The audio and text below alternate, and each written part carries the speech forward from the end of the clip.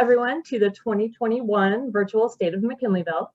My name is Jessie Miles, and I am the Executive Director of the Mckinleyville Chamber of Commerce. And we're really pleased to be presenting this event that we normally hold this time of year virtually, of course. We took a year off last year, kind of during the craziness of the pandemic first starting, but we're pleased to be back this year presenting this program. The focus today will be towards the issues that are relevant and impacting our local businesses and therefore our entire community. The past year has been one that no one expected or planned for, and our businesses have rallied over and over again, both to stay afloat and to be providing the community with the services that they need. And one of the things that I have seen personally and heard echoed from many is how important collaboration has been this year, and the community coming together and working together. Together, we are truly stronger. So today's program will cover a variety of important information for Mckinleyville. I'm pleased to take a moment and introduce three of our co-hosts and moderators today who are members of the Mckinleyville Chamber of Commerce Board of Directors. We have Kirsten Mesmer, who is a recreation coordinator at Mckinleyville Community Services District, Amy Martin from the HSU Academic and Career Counseling Center, and Amy Fowler, who is the owner of Humboldt Haberdashery. So thank you to the three of you for putting the planning in and helping this webinar go smoothly today. Our first presentation will begin in a few moments. Just some quick words about the webinar.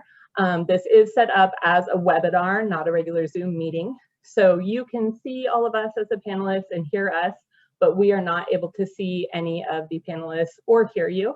So if you have any questions throughout the program, please put them in the question and answer box. It's similar to the chat box on the bottom, but it says Q&A.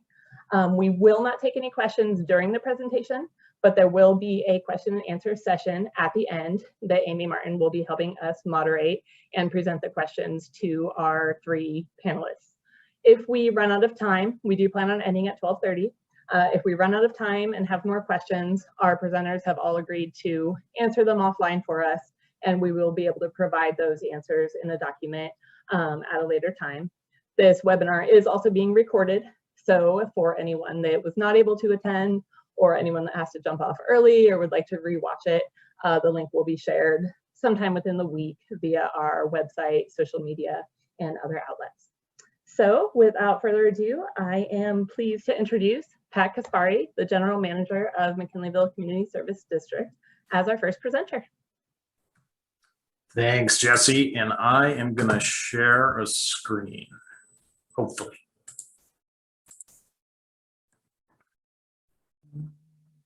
Hopefully you're seeing that. Looks good on my end, Pat. Okay, great. Thank you very much. So as Jessie mentioned, I am the General Manager for Mckinleyville Community Services District. I've been at this job since June of last year, so going on a year now. Shoot, now, how do I, there we go. And I kind of want to echo what Jessie said too. So longtime resident of Humboldt County, been up here for 25 years, but living all that time mainly in Eureka. So taking the general manager position, my wife and I moved up to Mckinleyville. And we very much have enjoyed learning Mckinleyville and really appreciate how a tight-knit community it is up here. And people are very willing to step in and plant gardens at school and Fisher there, or do the cleanups like last weekend. This is a picture from an old trash bash, but had a very successful trash bash last Saturday too, as well as distributing, that's the chamber distributing COVID stuff. So if for no other reason than moving to Mckinleyville, I'm very happy to be in this general manager position. I do want to talk about, I want to talk about the last 50 years, good planning and good leadership at the district really has set up MCSD to be able to weather this last very strange year. And I do want to talk about projects that are setting us up for the next 50 years as well. Our water sewer programs are in very good shape. The infrastructure is in very good shape. We have been able to weather this last strange year very well. About really the only area that we've taken a hit is Parks and Rec. All their income generating programs, the adult and youth recreation programs, as well as renting out Azalea Hall and the facilities, et cetera, haven't been able to happen over this past year and a half. So their income generating programs haven't been able to happen. Meanwhile, we still need to mow the lawns and also pick up garbage and fix the ice machine at Azalea Hall, et cetera. So we have taken a hit there. So I do want to put in a pitch for if people are willing to check the roundup box on their water sewer bill to help Parks and Rec. We would greatly appreciate it. But I want to talk about where we are going and planning for the future. So I want to talk about 4 projects generally that are happening right now. Our new 4.5 million gallon reservoir project, our new Highway 101 sewer crossing project, our new solar array and microgrid for the wastewater management facility, and the touch on the community forest as well. So 4.5 million gallon reservoir. This is our current Cochrane reservoirs, our 1 million and 1.5 million gallon reservoirs sitting on top of Cochrane Hill. So this is Cochrane Road, Azalea Avenue, and Azalea where it takes that bend around Hewitt.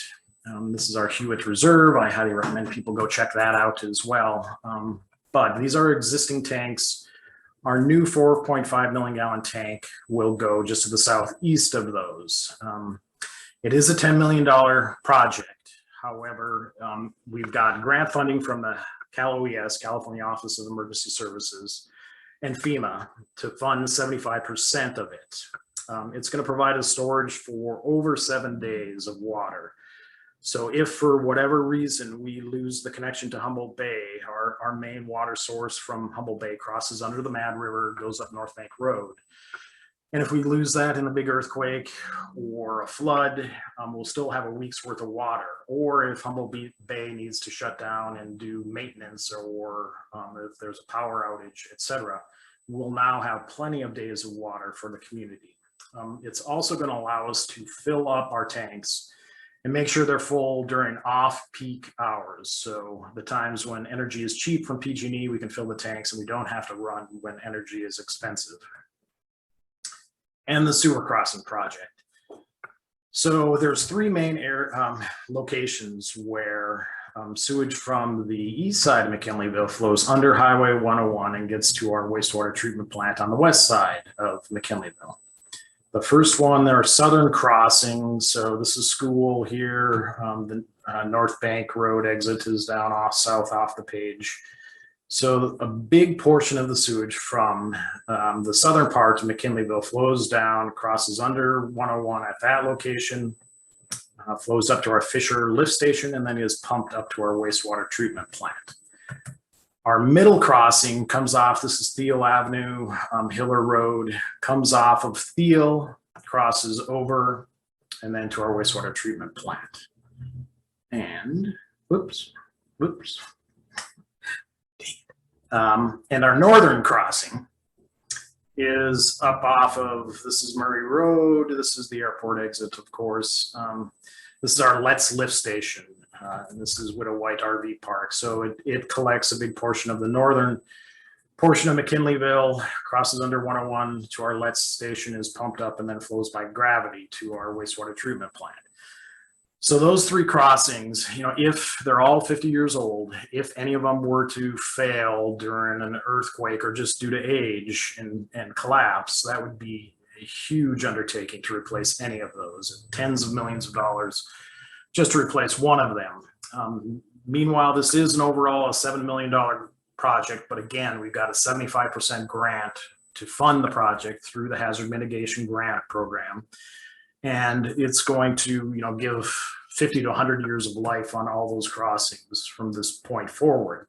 And also, one of the pinch points in the sewage system is our middle crossing. It's a smaller pipe and is laid very flat. So it's always been kind of a capacity constraint for the sewage system.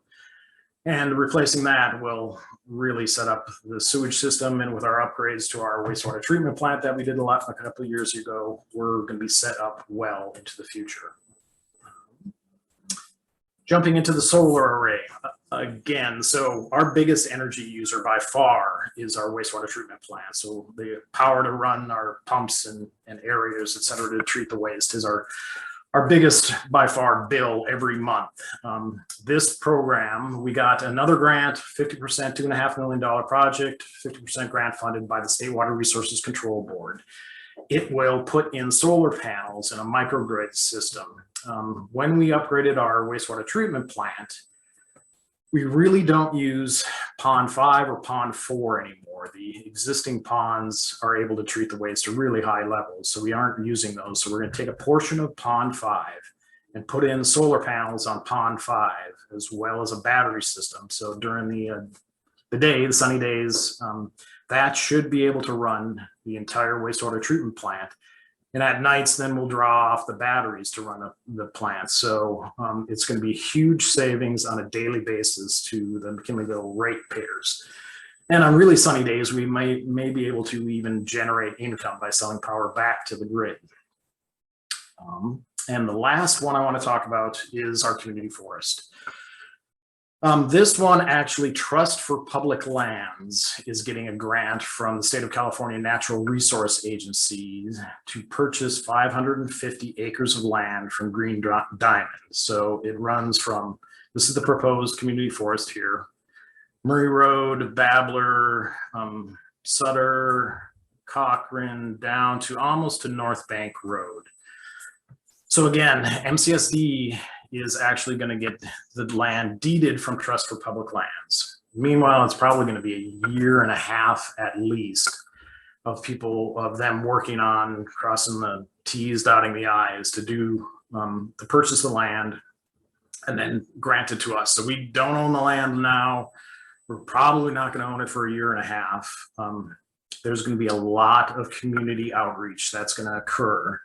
It's probably really, we're not going to get into that in earnest until later on this year, definitely early next year. We'd be coming back to the community to talk about trail access points, whether you want hiking trails, biking trails, horse trails, if you want motorcycle trails, etc. So we'll be reaching out to the community a lot here in the next few years.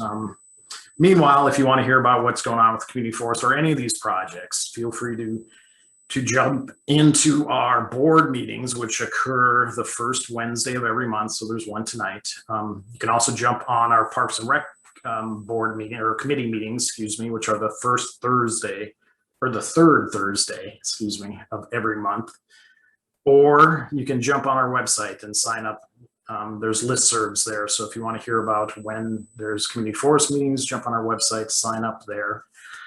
And with that, I'm going to turn it back over to Jesse and stop sharing my screen. Thank you so much, Pat. We appreciate that presentation from McKinleyville Community Services District. A lot of really important and huge projects coming up for our community. So thank you for sharing that. We do have Pat's contact info as well for anyone that would like that and needs it shared directly to you in the chat or anything, let us know. Just a quick reminder for those attendees that may have jumped on during Pat's presentation. We are set up in a webinar versus a Zoom meeting right now, so we cannot see any of the attendees or hear you. If you have a question, please go ahead and put it in the question and answer box on the bottom. Right now we have about 46 attendees, not including our 7 panelists. So thank you all for being here. And next we have a presentation from Lieutenant Kevin Miller from the Humboldt County Sheriff's Office. Hello, everybody. So what I plan to do here is I'm going to share some stats with you, but a little bit about me beforehand, for those of you who haven't met me or don't know me. Again, my name is Kevin Miller. I'm a lieutenant with the Sheriff's Office, and I'm the commander of the Mckinleyville Station, or North Patrol Operations. North Patrol Operations encompass everything basically of Arcata 255, Highway 255, north to the county line, and then all the way east over to the Trinity County line. So it's roughly about 1,000 square miles that I'm responsible for. In addition to the Mckinleyville station, which is where I'm mainly stationed from, I'm also responsible for our 2 contract cities of Blue Lake and Trinidad. And I'm also responsible for our patrol operations Opportunity River Division, which covers Willow Creek, and Wichita, and Orleans. So a lot of ground that I cover. This is actually my second tour as the commander up here. I have 24 years with the sheriff's office, and the vast majority of that 24 years, I was a patrol deputy and then a sergeant, has been up here in the Mckinleyville area. I've spent quite a bit of time working up here, and I'm a former resident of living in Mckinleyville up here.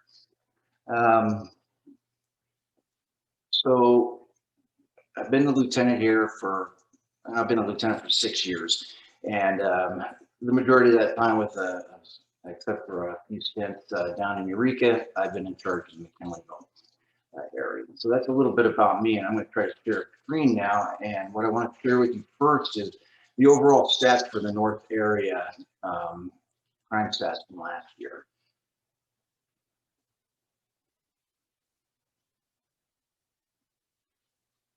Okay, hopefully everybody can see that. So this is broken down into our various communities that we have, and including Willow Creek and Orleans and those areas. But we're going to mainly focus here on Mckinleyville, or start out with Mckinleyville. As you can see, we had a total of 12,148 calls for service in Mckinleyville last year. By far, this is our busiest area in the North Command. It's one of our busiest areas throughout the entire county. Our deputies took 887 reports. 257 of those were felonies, 542 were misdemeanors. That resulted in 203 arrests.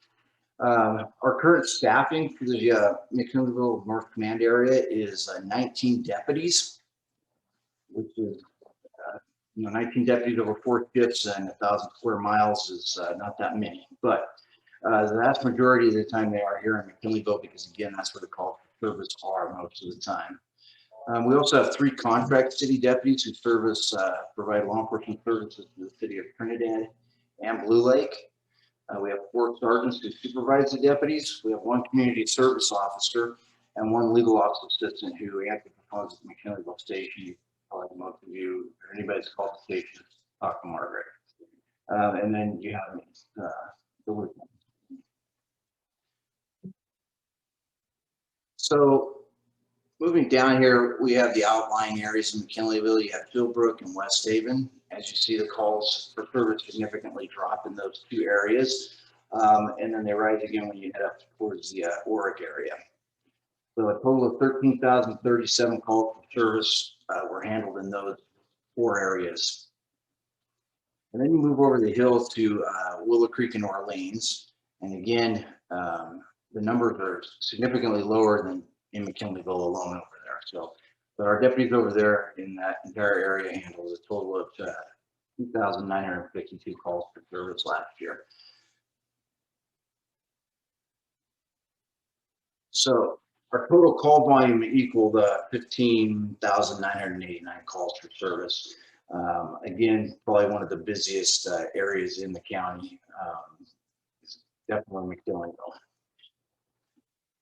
It resulted in 1,172 reports being taken, and that was a total of 365 felony cases and 667 misdemeanor cases, and 250 arrests were made. We move down here to the contract cities, which factor into this too. Blue Lake and Trinidad. As you can see on the screen there are those numbers. When you add their numbers into everything else, the total calls that we had were approximately 20,007 calls for service last year. So we stay quite busy up here in the north area. One of the things that I've been trying to put forth since we started, or since I came back up here roughly about 9-10 months ago, is Problem Origin Policing Project, or POP projects. That is basically where we identify a problem within a community, and a deputy or a couple deputies are assigned to the issue, and they take kind of a multidisciplinary approach to it. What we've learned over time is that, law enforcement, the sheriff's office is not the answer to every single problem. Oftentimes we're sort of a band-aid. We come in and just put a band-aid on it, stop the bleeding, and then move on. But it doesn't solve the problem long term. And that's really our ultimate goal, is to solve a lot of these problems long term so they just stop or at least reduce greatly. So that involves using the POP model and assigning deputies to work with other agencies, Department of Health and Human Services, mental health, the MIST program, code enforcement. That's another key one, and I'm sure that I'm missing some others that we partner with quite often. So if you're listening right now and I didn't mention you, we appreciate the help, and I'm sorry they didn't mention you right now. Anyways, it's a multidisciplinary approach. We've had a lot of success. This model's been around for a long time and employed, throughout the nation. So it's rather effective. And again, the ultimate goal is that it comes up with a long-term solution to some of the issues that we're seeing. Drug illnesses, transient population, homeless issues. All those are things that fall within some of our POP projects that we're currently going on. I feel like just because of this last year being so dominated by COVID and how it's changed everyone's life, I should just kind of mention that a little bit, because obviously it's had an effect on law enforcement also. How we do business, we've had to change, and we've had to adapt to how we do business, just like everyone else has adapted to, had to adapt to how they live their life. I think one of the biggest things is our underlying mission is still the same. How we do it has changed. A lot of the face-to-face interactions have had to cease or slow down greatly. And I mean, honestly, on a personal level, just contacting folks out in public while wearing a mask is, as a law enforcement officer, it seems a little odd, but that's a personal thing, because it is necessary.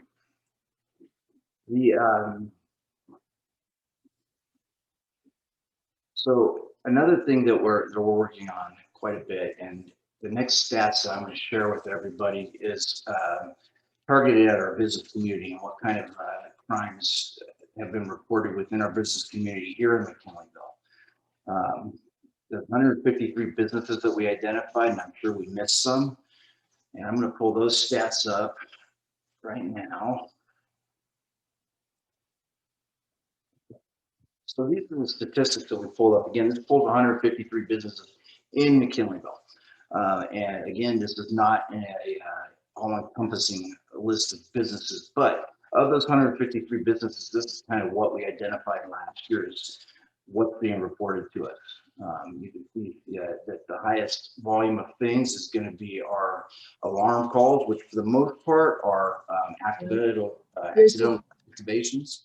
Your slide didn't change there to the one I believe you're trying to show. Oh, okay. Let's try this again. Is it there now? No, it's still showing the original one. The other. Okay, hold on. Technical difficulties. Let me close out of it and see if I can bring it back up real quick.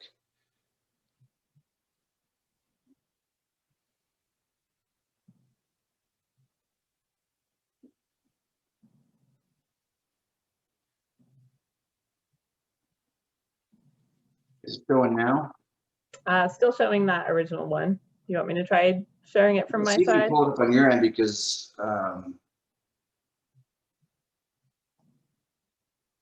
if not, hopefully we can share this maybe in a different way. There we go. All right. All right. Thank you. Of course. Thank goodness for redundant plans. Thank you, Jesse. Sure. Okay, so backing up again, 153 businesses were pulled. This is not all encompassing. I'm sure that there are some businesses that are not, that were not captured in this. But this gives us a snapshot of what we looked at over the last year from our business community as far as what are the biggest problems that we're encountering. So as you can see, alarm calls are the highest thing that we've had to respond to. The good news about that is the vast majority of those alarm calls are false activations and not actual businesses being broken into, which is great. The second one is unwanted subjects. This is a big one, as you can see, and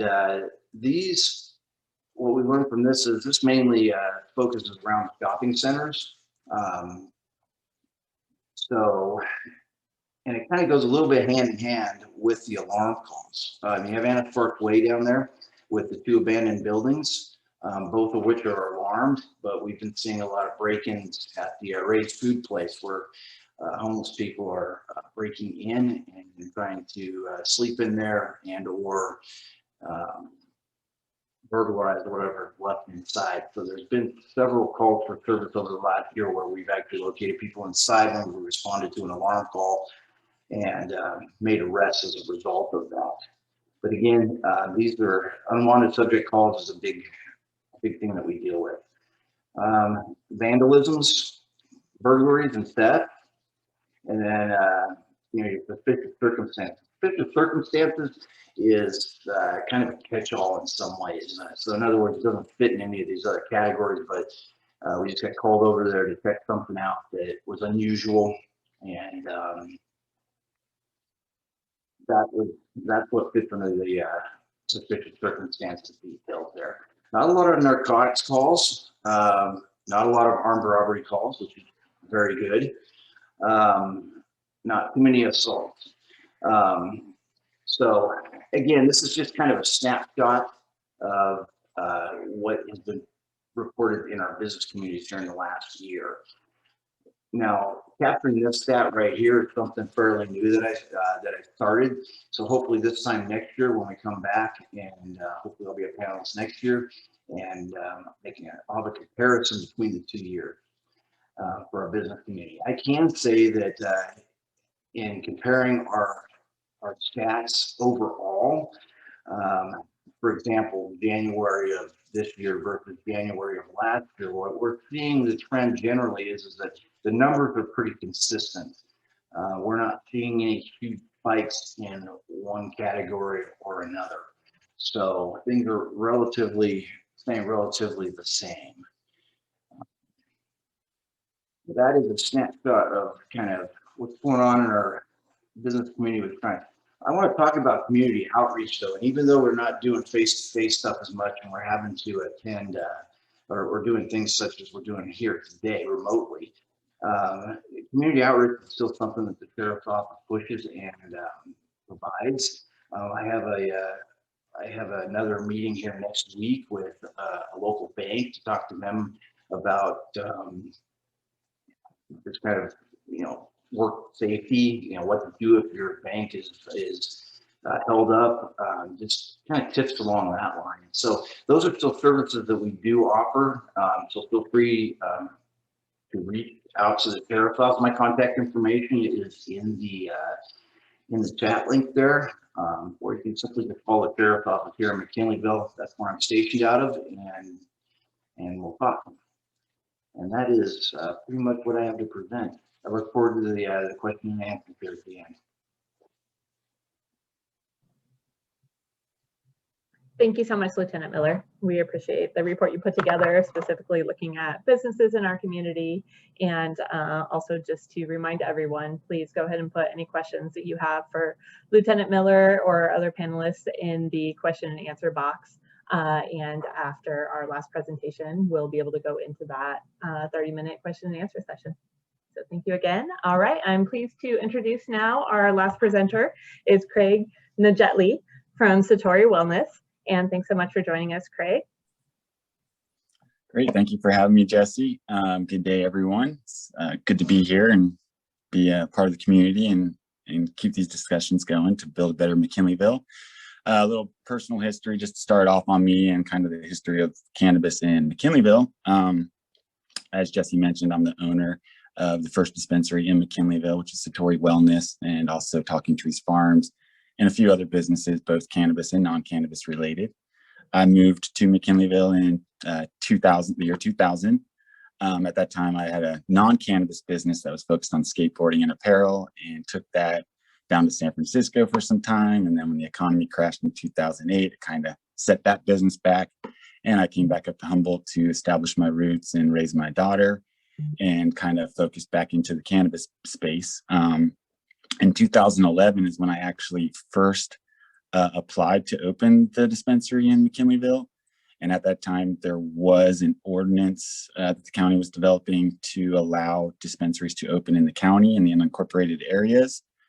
And there was an approval for a dispensary in Redway, Garberville area. It was called Wonderland.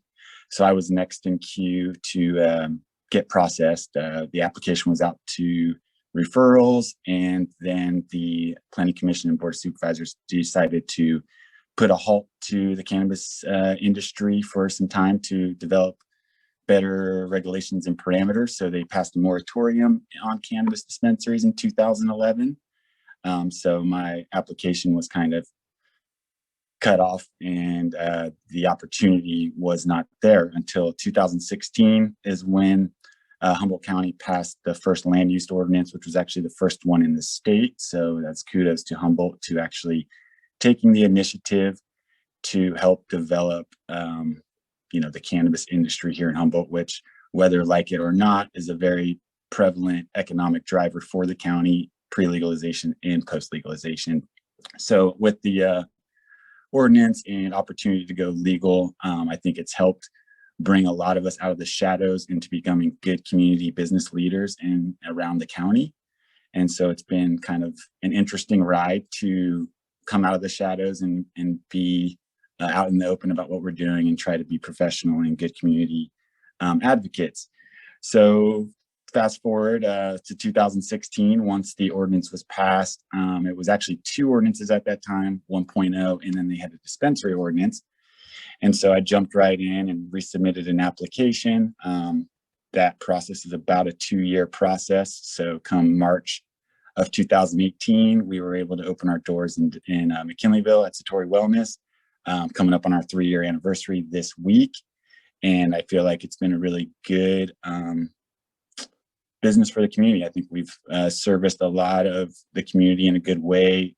Surprisingly, a lot of our customers are somewhat in their middle age to older range that are kind of just becoming open to the uses and many varieties that cannabis can be enjoyed or consumed for medicinal and wellness purposes. It's not so much just younger people coming in trying to get high.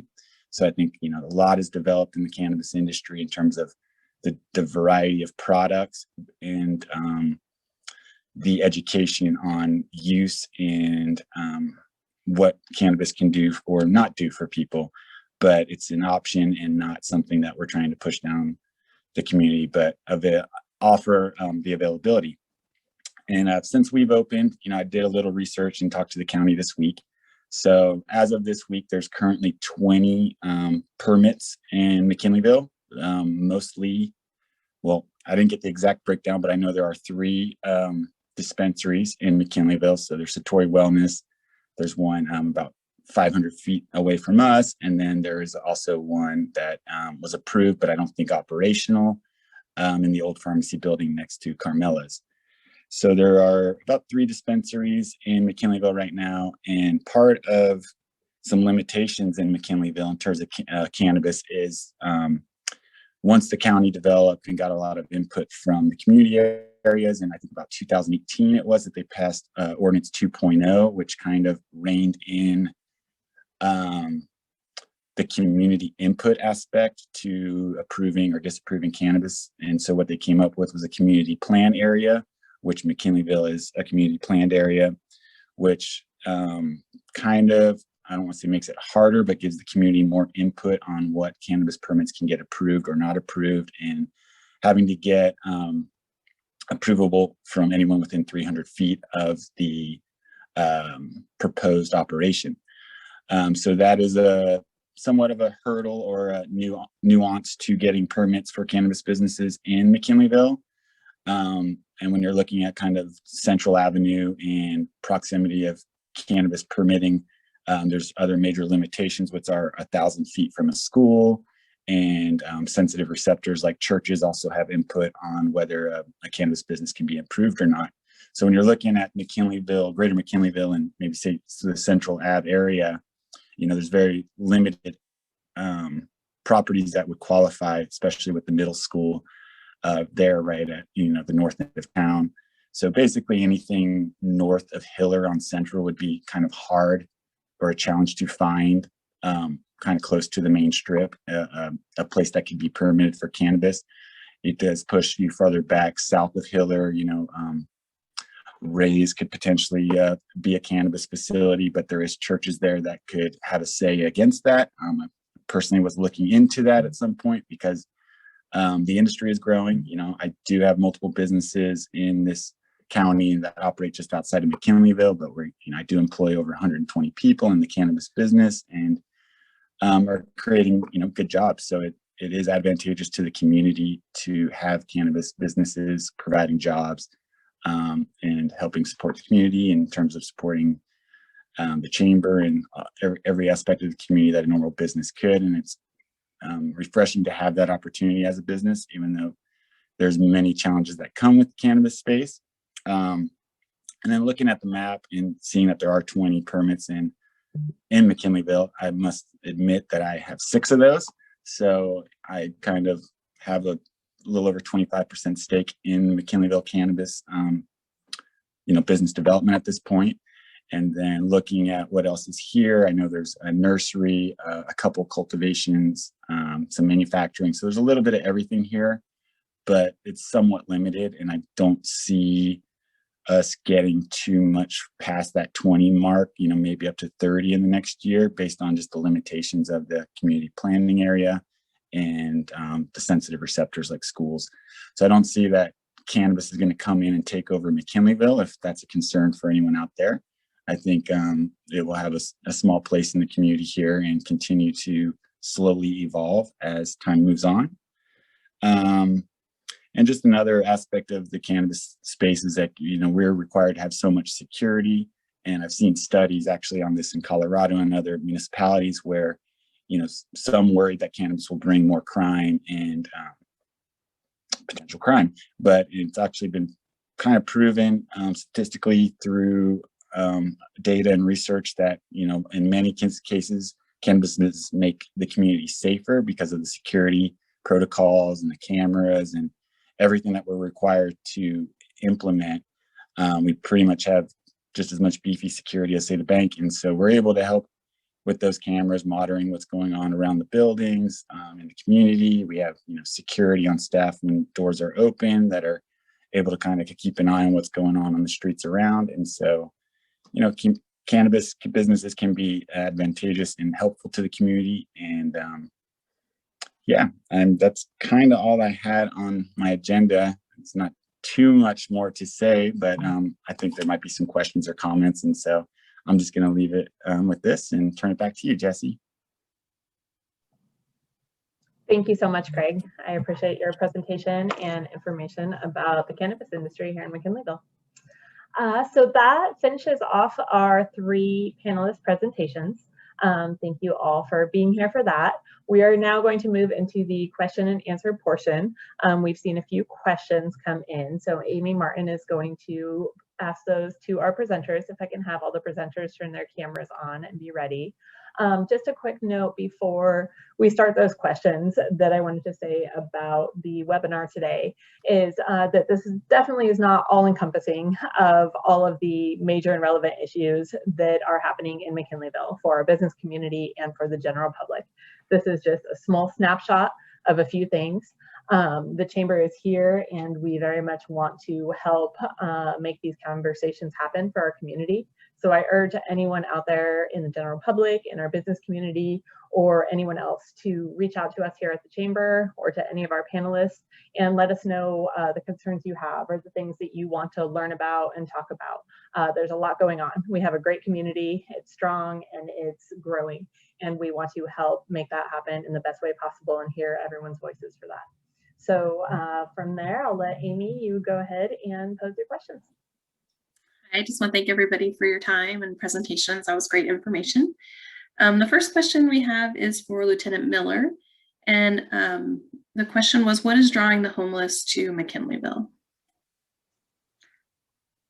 Well, that's a very good question.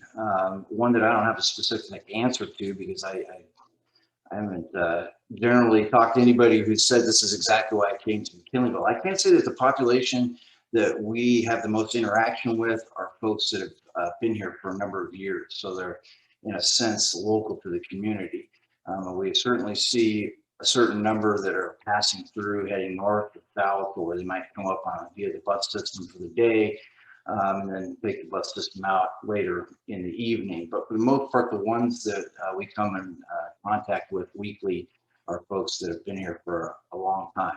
Yeah, I realize that the homeless population is not something that's just happening in McKinleyville. We all know that this is occurring in every single city that we have in the county. So I don't know necessarily what's drawing them, to McKinleyville. But again, the ones that are here tend to be ones that have local roots here or have been here for quite some time. Thank you. We actually had a few questions for you. I'm going to go into the next one. Does the Humboldt County Sheriff's Office have any plans or strategies for dealing with illegal fireworks? It seems each year it gets worse in the neighborhoods with extremely loud activities. Oh yes, the good old fireworks. Yeah, everyone kind of their seatbelts on around July, don't they? And then onward. And I know it continues sporadically throughout the year. Generally, during the 4th of July week around that area there, we generally refer most of our fireworks complaints to CAL FIRE, because CAL FIRE has extra staffing on, and fireworks fall within their purview. We focus on generally the loud party complaints, the firearms complaints, because also people are firing off guns versus fireworks. With that said, this is definitely a problem that irritates a lot of people. I hear about it quite a bit out in the community. And I think the collaboration probably between us and CAL FIRE would be a good step in that direction. And that's something I plan to work on. It's not an easy problem to solve. A lot of it relies on us actually seeing it occurring. And even though we see it occurring, in the sky, which could be miles away, by the time we get over there, we might find evidence of the illegal fireworks but no people, or we might, get there and find people but not see them shooting off the fireworks. And generally, this would be a citation for anybody that we caught doing this. So it's not like they get put in handcuffs and taken to jail for this. They would get a citation, and anything that we found would be confiscated from them, and then they would be sent to the district attorney's office for prosecution. But again, the biggest one is that oftentimes when we get there, everything is stopped, and we don't find anything. So plus the sheer volume of the calls that come in, especially around that week, it can be a little bit overwhelming. It's hard for us to keep up with all the complaints that come in generally at one time. Thank you. I'm going to move on. I'm going to move over to Craig. One of the questions was, what is the saturation point on pot facilities in the community or cannabis? I guess that would depend on what type of operation it is. I think on retail, I would say probably 3 stores in McKinleyville is probably a saturation point. But depending on like the other aspects of the business, manufacturing, distribution, that kind of goes outside of the community. So it could be that in cultivation, those businesses could operate in McKinleyville, but they wouldn't be necessarily saturating just McKinleyville. They would then send those products, throughout the state or throughout the county.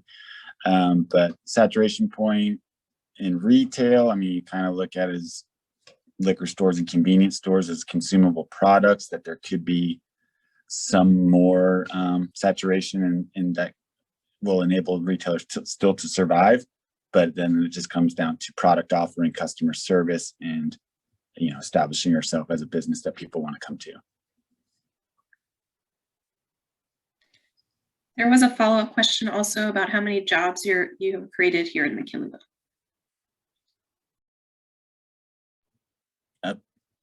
Okay. Here in McKinleyville, particularly, all my employees are employed out of McKinleyville, but here working in McKinleyville is somewhere between 30 and 40. And then I have about 30 to 40 in Arcata, 20 to 30 in Eureka. Some of it is seasonally based, so it kind of fluctuates between, on average, 120 employees, but upwards of up to 150 in peak times. The store alone employs a little over 20 or close to 20 people, just under 20 people actually.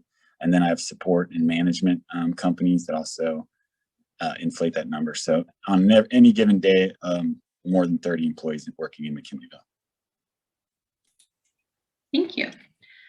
So Lieutenant Miller, I'm going to go back to you. There was a question, says my home was broken into last week. I'm very concerned about the safety of my home and myself. My home is in the subdivision off of Oakdale and butts up against School Road. Is there an active neighborhood watch program? How do I get involved? Also, I feel that targeting homes for theft is more intensive than it was a few years ago. Is there anything additional being done through the sheriff's office? It was a long question. I can, if you want me to read anything, let me know.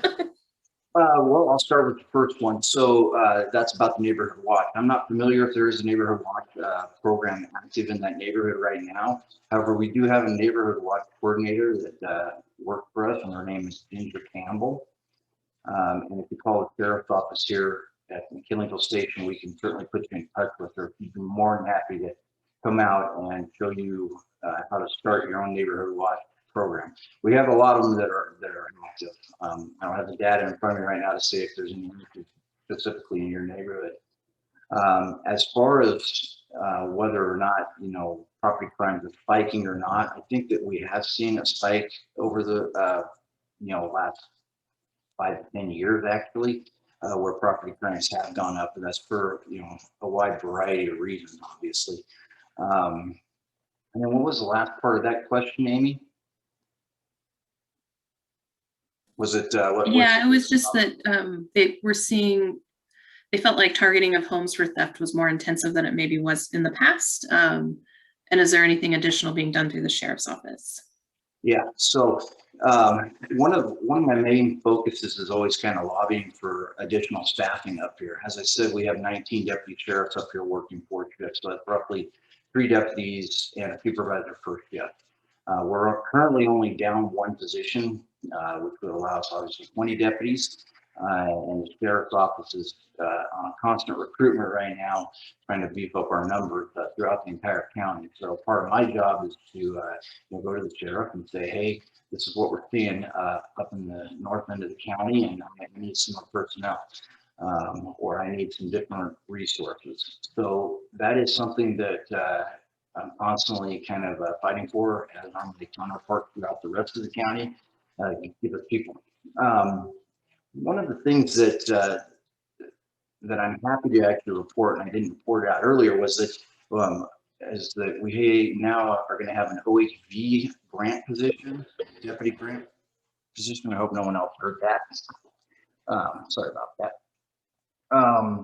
Anyways, the OHV deputy grant position funds 1 deputy who is responsible for patrolling our beach areas, which actually would include and does include the Hammond Trail system and Mad River Beach areas. So with that, I hope to, you know, put some deputies out on the trail, because although that's not specific to this question that we have right now, it is a question that we get quite a bit from the people that frequent that trail system. You know, can we teach more deputies out here? So we're really hoping to get that working. We moved some other resources up this direction, such as a couple ATVs and a side-by-side, so it allows our deputies to get around a little more effectively. So those are some of the things that we're going for. The neighborhood watch, though, please, you know, if you're interested in doing a neighborhood watch, please reach out to the sheriff's office. You can call Mckinleyville Station. You can even call our Eureka main station and just tell them that you're interested in the neighborhood watch program, and they'll put you in contact with Ginger Campbell. She's very enthusiastic about the program, and we have numerous of, you know, all over the county, and they are an effective strategy, you know, as far as organizing neighborhoods and making them safer. Thank you. We have one more question for you. It says, it seems that the same people are often breaking the law over and over again, especially with property crimes. They are arrested, cited, and quickly released. I understand that there are specific rules about the jail with COVID, but how are we going to hold repeat criminals responsible and protect contributing law-abiding citizens? Right. So, you know, as I said earlier, the sheriff's department is just one component of the justice system, right? Our job is to go investigate crimes, and if we determine a crime's been committed and identify, you know, who did that, our job is to arrest them and, put them into the jail. Now, yes, COVID has had an effect on the number of inmates that we keep, but the other thing to remember is that in the vast majority of crimes, just about all of them, a person has a right to bail. So oftentimes, they can somehow come up with the money to bail out, and that's why they're released. Other times it is jail population and they're released based on their crime. Property crimes are considered non-violent crimes. Unless obviously there's some other crime that occurred once in the break into your house, such as a home invasion or something like that. So we're just one part of the entire justice system. Holding these people accountable, comes at the level of the district attorney's office and the courts. So after our deputies make an arrest, they complete a report, and that report forwarded to the district attorney's office, who then looks at all the facts and makes a determination on what crime is charged. Oftentimes, they may be arrested for burglary, for example, but the actual charge that goes before the courts is a grand theft of 487 case, not a burglary case. But those things are mostly things that are out of the hands of the sheriff's office. Those are things that are determined by the district attorney's office, and then obviously the courts. They have their say in all this as far as what the punishment is going to be for the crimes that are committed.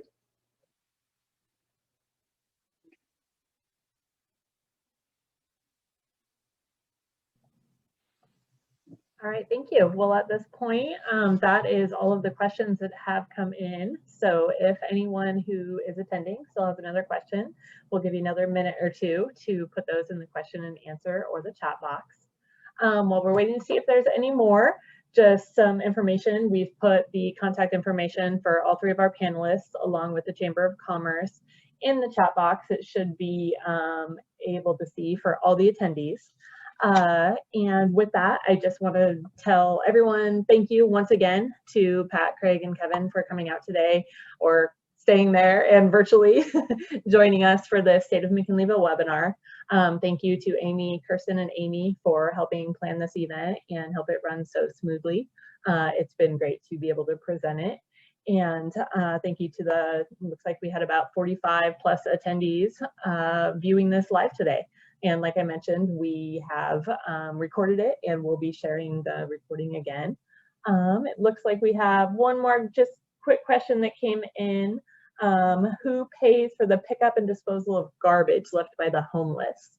So I'm not sure, Lieutenant Miller, if you might be able to speak to that. I think I can speak to that just a little bit. A lot of times it comes via donations. I know that we have several different groups that go out there and volunteer their time to clean up these areas, and a lot of times the bins that they use and things like that are donated by local disposal companies or other entities. I know also that on occasion, especially with some of our drug houses or problem houses, that our code enforcement will make arrangements to have a dumpster brought out so that things can be cleaned up. But most of the time, it's done by volunteer groups. Community members who just volunteer the time to go out there and help their neighbors out. All right, thank you for that. And just to add to that, there is the Pack Out Green team, and they have a page on Facebook where people can volunteer, and also businesses can sponsor those pickups. So we've initiated sponsoring a pickup so that we can help sponsor some of that disposal and try and clean up the community as much as possible. So businesses are another aspect of sponsoring that initiative. Great information, thank you. And it looks like another comment from Supervisor Madrone just came in that 10 dumpsters are provided by the county via the franchise agreements with Humboldt Sanitation. These are used for the trash bashes, and the owners at HSR take care of all the garbage brought in by the 4 community volunteers. One other question just came in asking, is littering illegal? Yes. Yes, it is. I mean, that answers this question. So yes, it is. If you're talking about, as far as littering with the illegal illegal camps and things like that. Yes, it certainly is. And a lot of the illegal camps are located on private land, obviously.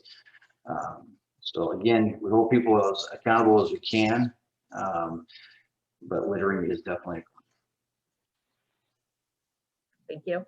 And just to direct everyone to look at the Q&A box, Maya from the McKinleyville Municipal Advisory Committee just put in there just a reminder that the McMac meets the last Wednesday of each month at 6 p.m. and covers many important McKinleyville topics.